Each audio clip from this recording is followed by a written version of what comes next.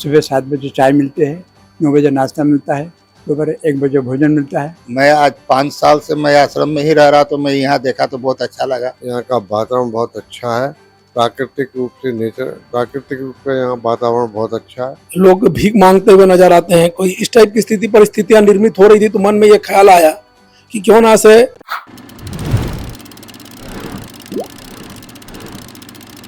जीवन के अंतिम चरण में परिवार से बेदखल हो चुके बुजुर्गों के लिए रायपुर के गोमची स्थित मां गोदावरी आनंद वृद्धाश्रम एक बड़ा सहारा बन चुका है। नदी के किनारे बने इस आश्रम को यहाँ रहने वाले बुजुर्ग स्वर्ग जैसा सुंदर मानते हैं। यहाँ बुजुर्गों के रहने और भोजन की बहुत ही अच्छी व्यवस्था की गई है। मां गोदावरी आनंद आश्रम के संचालक योगेश तिवारी की यह सोच काफी सराहनीय है। आज जहाँ सामाजिक विग्रह, रोजगार, व्यवसाय के चलते परिवार जैसे बट रहे हैं, उसके चलते बुजुर्गों के लिए ऐसी सोच रखना और उन्हें इतनी सुविधाएं उपलब्ध करवाना एक पुण्य का कार्य है और एक अनुकरणीय पहल है। आश्रम में रहने वाले बुजुर्गों और संचालक से हमने चर्चा की और उन्होंने विस्तार से जो बताया आप भी सुनिए।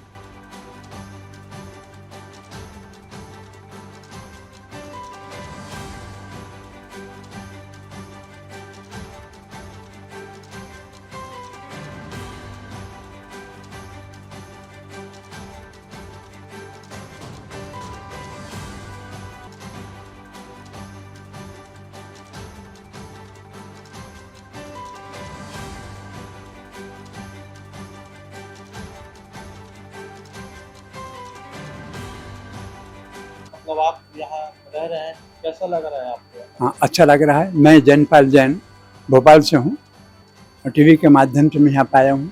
यहाँ का रहना, खाना पीना सारी व्यवस्था रहती हैं।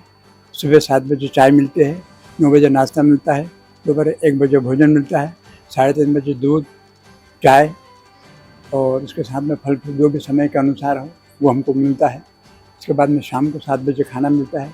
उसके बाद में हमको दूध भी पीने के लिए मिलता है। सारी व्यवस्था, खाना पीना, ओढ़ना, रहना, पहनने के लिए कपड़े, तकलीफ हो तो दवाई गोली का इंतजाम भी हमारे यहीं पे है। विशेष कभी काम पड़ा तो अस्पताल भी यहीं के साधन से हमको ले जाते हैं। और कल्पना योगेश जी के माध्यम से जो उन्होंने बनाया है गोदावरी आश्रम के नाम से, सारी व्यवस्था वो स्वयं भी आकर के हम देखते हैं, जाँच करते हैं, हमसे भी मिलते हैं, पूछते भी हैं। हमको सब अच्छा रह रहा है, अच्छा टाइम पास हो रहा है हमारा और सुख से रह रहे हैं। उनको धन्यवाद देना चाहेंगे बनाने वाले आश्रम को कि सदा फूले फले और आगे बढ़ता रहे, ये हमारी कामना है। आप यहाँ रह रहे हैं? हाँ जी, मैं बनारस से आया हूँ। मोबाइल में यूट्यूब में देखकर, तो मैं आज 5 साल से मैं आश्रम में ही रह रहा, तो मैं यहाँ देखा तो बहुत अच्छा लगा। तो मैं यहाँ आने का प्रोग्राम बनाया तो हम लोग यहाँ आए हैं। तो बहुत व्यवस्था बहुत अच्छा है, रहना, खाना पीना, दवा, हर चीज़ की व्यवस्था है। यहाँ कोई चीज़ का तकलीफ नहीं है। बहुत यहाँ का वातावरण भी बढ़िया है, बहुत अच्छा है। यहाँ सुविधा ये है, जैसे हम लोग पहले शहर में रहते थे, कंजेस्टेड एरिया रहता था, गर्मी ज़्यादा लगता था, भीड़ भाड़ था। यहाँ खुलियाम हवा, कुदरती ये है, अच्छा वातावरण है यहाँ का, बहुत बढ़िया है। मैं तो कुछ बीमारी मेरे ऊपर था, मैं जब से ही आया तब से मेरा बीमारी ही दूर हो गया। हाँ, मेरी बीमारी दूर गया, वातावरण से मेरी बीमारी दूर हो गया। हाँ जी, हाँ जी, हाँ, प्राकृतिक माहौल बहुत अच्छा है। मैं भी आसाम का पैदाइश हूँ, आसाम में मेरा लिखाई पढ़ाई हुआ, आसाम की तरह ही यहाँ है, बहुत अच्छा है। आप नाम बता दीजिए, अपना परिचय दे दीजिए, कहाँ से आए हैं और कैसे यहाँ? मैं बेर लोहिया मध्य प्रदेश से यहाँ आया हूँ। यहाँ का वातावरण बहुत अच्छा है, प्राकृतिक रूप का यहाँ वातावरण बहुत अच्छा है। यहाँ पर गर्मी के हमको बिल्कुल परेशानी नहीं हुई, हमको लगा ही नहीं कि यहाँ गर्मी है, आपको बताऊँ। और यहाँ सारी सुविधाएं उपलब्ध हैं और सिटी जाने आने के लिए भी वाहन मौजूद है, दवाइयाँ भी हमें मिलती हैं। यहाँ आके मैं बहुत अच्छा फील करता हूँ, है ना। और अन्य जगह कहीं ऐसी प्राकृतिक वातावरण आपको नहीं मिलेगी, ये सबसे बड़ी बात। बड़ा स्वास्थ्यवर्धक वातावरण है। आप घर में रहते थे और यहाँ आप रह रहे हैं, तो उसमें क्या बदलाव देखते हैं? घर में, शहर में थोड़ा कंजेशन रहता है, कोई भी सिटी है वो तो कंजेस्टेड रहेगा ही। यह ज़रा खुला वातावरण है। अच्छा, दूसरी बात, घर में अपने को स्वयं सब काम करना पड़ता है, यहाँ पे अपना काम स्वयं नहीं करना पड़ता, सारा कार्य यहाँ पे अपने घर से भी अच्छा यहाँ मिलता है। बताना यही है कि हमें बड़ा अच्छा फील हो रहा है यहाँ पे जो इस नेचर का यहाँ पे बहुत वरदान है, ये समझ लीजिए। यहाँ पे नदी किनारा भी है, तो गर्मी के दिनों में बहुत ही हमको यहाँ लगते नहीं कि इतना गर्मी पड़ रही है। कमरे में अच्छे कूलर लगे हुए हैं और सारी सुविधाएं मौजूद हैं, फ्रिज वगैरह सब है। मैं महाराष्ट्र से हूँ, पुणे से। मेरा नाम अशोक परदेशी है। टीवी के ऊपर देखकर, मैं अपने मोबाइल के ऊपर देखकर 50 घंटे से गोदावरी आश्रम आया हूँ। यहाँ पर हर तरह की सुविधा मिल रही है। यहाँ की जो मैनेजमेंट है बहुत अच्छी है, उसमें कोई तकलीफ नहीं है। यहाँ सब आवासी को अपना समझ के, अपना परिवार समझ के चलते हैं। और कितने दिनों से आप रह रहे हैं और कैसा लगता है आपको? मैं यहाँ पर अभी 2.5 महीने से हूँ। 2.5 महीने से बहुत अच्छा लग रहा है, अपने परिवार के जैसे लग रहा है।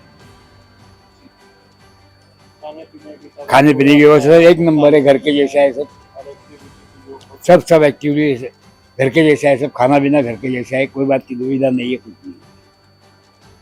गोदावरी आश्रम का नाम सुन के आए थे, वैसा मिला है। मेरा नाम मनीष तलाटी, गुजरात बड़ौदा से हूँ।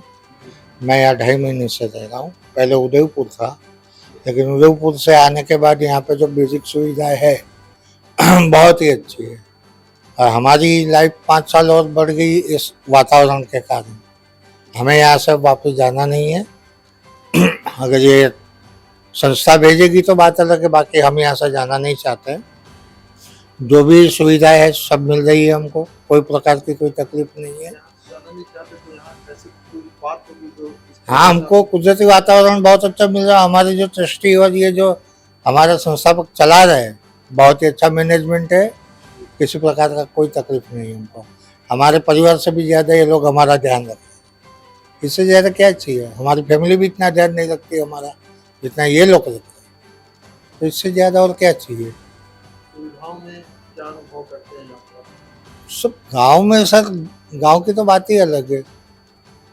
अब जैसी लोकेलिटी यहाँ की है वो भी अच्छी है, लोकेलिटी भी अच्छी है। यहाँ के इंसान जो है वो भी बहुत ही व्यवहारिक है, उनका व्यवहार भी अच्छा है, किसी से कोई भेदभाव नहीं करते, कुछ भी नहीं।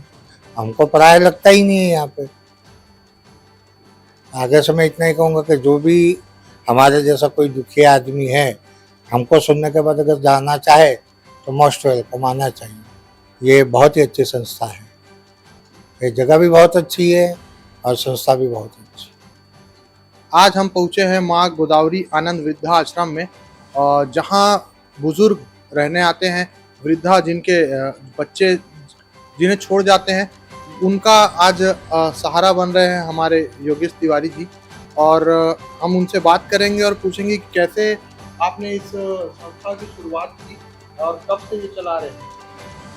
ये अभी पिछले 3 महीना पहले इस आश्रम की शुरुआत हुई है। और संस्था की शुरुआत हुई जब हमने देखा गांव-गांव में लगातार हम लोग राजनीतिक माध्यम से आना जाना होता है, तो बहुत सारे जगह बुजुर्ग बहुत परेशान हैं, जिनके बाल बच्चे बराबर देख रेख नहीं करते। कोई बाहर चले जाते हैं कमाने खाने, कोई छोड़ जाता है आश्रम में। कई बार देखते हैं कोई रोड में लोग भीख मांगते हुए नजर आते हैं। कोई इस टाइप की परिस्थितियां निर्मित हो रही थी, तो मन में ये ख्याल आया कि क्यों ना ऐसे बुजुर्ग जो परेशान है, जिनका कोई देख रेख करने वाला नहीं है, ऐसे माता पिता को एक आश्रम बनाकर उनको रखा जाए और उनकी सेवा किया जाए। क्योंकि शास्त्रों में भी लिखा है कि मानव सेवा से बढ़कर कोई सेवा नहीं है। भगवान भी कहते हैं पहले मानव की सेवा करें, बाद में हमारी सेवा करें। इसी भाव से हम लोगों ने इस संस्था का हम लोगों ने निर्माण किया, गोदावरी सेवा ट्रस्ट के नाम से, और इस आश्रम को हम लोगों ने बनाया है। अभी कितने बुजुर्ग यहाँ पर रहते हैं और उनको क्या क्या सुविधाएं दी जा रही है? यहाँ अभी पूरा ये सेंट्रल इंडिया के लिए है। यहाँ कोई जात पात किसी प्रकार का कोई नहीं देखा जाता, कोई भी व्यक्ति आ सकता है, यहाँ रह सकता है। और अभी 40 बुजुर्ग करीब रहते हैं और हिंदुस्तान के अलग अलग क्षेत्र से हैं। छत्तीसगढ़ से भी 3-4 लोग हैं और ये 200 बेड का आश्रम है। अब इस आश्रम को निर्माण करने के लिए जमीन 10 एकड़ करीब जमीन मैंने दान दी है। और हीरा ग्रुप के जो MD हैं बजरंग अग्रवाल जी, उन्होंने CSR फंड से पूरी इसमें जो भी आश्रम में जो खर्च हुआ है उन्होंने किया है। तो उनके सौजन्य से ये आश्रम का निर्माण हुआ। संचालन ट्रस्टी मैं और मेरी मिसेज जो कल्पना तिवारी हम लोग देखते हैं, और हम लोग का भाव यही है कि बुजुर्गों की सेवा हो माता पिता के समान और उनकी अच्छी से ध्यान रखा जाए। यही भाव से हम लोग आश्रम को संचालित कर रहे हैं और आगे भी इस तरह से ये संचालित होता रहेगा। और आश्रम को देखते हैं तो बहुत ही प्राकृतिक एक फील आता है, तो ये थिंकिंग आपने कहाँ से लाई और कैसे इसको डेवलप? जब मन में विचार आया और मैं बजरंग भैया के पास मैंने अपने सपनों के बारे में बताया कि एक सुंदर सा मैं आश्रम बनाना चाहता हूँ। ये ड्राइंग डिजाइन भी मैंने ही बनवाया है और फिर उसके बाद बजरंग अग्रवाल जी से मिलकर हम लोग मिलकर इस आश्रम का हम लोगों ने निर्माण किया है। और आप देख सकते हैं खारून नदी के तट पे छत्तीसगढ़ के इस रायपुर जिले में धरसीवा विधानसभा में गोमची गांव में बनाया गया है। प्राकृतिक रूप से बहुत सुंदर, यहाँ का वातावरण बहुत स्वच्छ है और बहुत बड़ा एक मंदिर का भी निर्माण किया जा रहा है। बस हम ये चाहते हैं कि कोई भी बुजुर्ग जो आए उनको एक अच्छा स्वच्छ वातावरण मिले, शुद्ध आबहवा मिले, ताकि प्राकृतिक रूप से वो स्वस्थ रहें। ये मकसद से इस आश्रम को बनाने के लिए जगह को चिन्हित किया गया। और चूंकि ये आश्रम का जो परिक्षेत्र है ये टोटल 35 एकड़ का है, कुछ आधे क्षेत्रों में मैं खुद यहाँ निवास करता हूँ, ताकि जब मैं यहाँ रहूंगा तो बुजुर्गों की अच्छी से सेवा कर पाऊंगा। इस भाव से मैं अपने परिवार के साथ इस आश्रम के जस्ट समीप अपना घर भी बनाकर मैं ही रहता भी हूँ। कोई व्यक्ति परेशान है, कोई बुजुर्ग परेशान है, अगर वो आना चाहे या क्या इसका क्राइटेरिया है आने का, वो थोड़ा कोई भी बुजुर्ग आ सकता है, किसी भी समाज की व्यक्ति यहाँ आ सकता है, किसी भी प्रकार का कोई यहाँ कोई नियम धियम नहीं है। बस हम लोग ये चाहते हैं कि 60 साल का ऊपर होना चाहिए, जो स्वस्थ हो, शारीरिक रूप से बुढ़ापे की जो अस्वस्थता होती है, जो बीमारी होती है वो चलता है, लेकिन किसी प्रकार की गंभीर बीमारी नहीं होना चाहिए, क्योंकि ये हॉस्पिटल नहीं है, ये एक आश्रम है। हम चाहते हैं जो अपना काम स्वयं कर सके, लेकिन एक बार अगर कोई बुजुर्ग यहाँ आ जाता है तो हमारी जिम्मेदारी जवाबदारी है उसका देख रेख करना, उसकी स्वास्थ्य के सुविधाएं यहाँ दी जाती है। सुयास हॉस्पिटल से हम लोग टाई अप करके रखे हुए हैं, समय समय पे डॉक्टर आते हैं, चेकअप करते हैं, ट्रीटमेंट देते हैं, उनका डाइट का ध्यान रखा जाता है, उनकी एक एक छोटी मोटी चीज़ों का ध्यान दिया जाता है। और महीना 1.5 महीने में कहीं ना कहीं अब ये प्लान किए हैं कि कहीं आसपास उसको घुमाने का भी हम लोगों ने विचार किया कि जो यहाँ छत्तीसगढ़ के जो बहुत सारे ऐसे संस्कृति है जो प्राकृतिक रूप से जिसको देखना है, मंदिर है, वहाँ घुमाने ले जाने का भी ऐसा मन में विचार है। तो ये सोचकर हम लोग, और कोई भी बुजुर्ग जो इस आश्रम में आना चाहते हैं इसके लिए कोई नियम धियम नहीं है। वो अपना आधार कार्ड लेके अपने परिवार का जो व्यक्ति अगर कोई है तो उसका नाम गाम और उसका हम लोग जानकारी लेकर बिल्कुल वो निःशुल्क यहाँ आ सकते हैं और यहाँ रह सकते हैं। देश प्रदेश की सभी बड़ी खबरों से जुड़े रहने के लिए हमारे YouTube चैनल को लाइक, शेयर और सब्सक्राइब करना ना भूलें। साथ ही लेटेस्ट खबरों के लिए बेल आइकन को प्रेस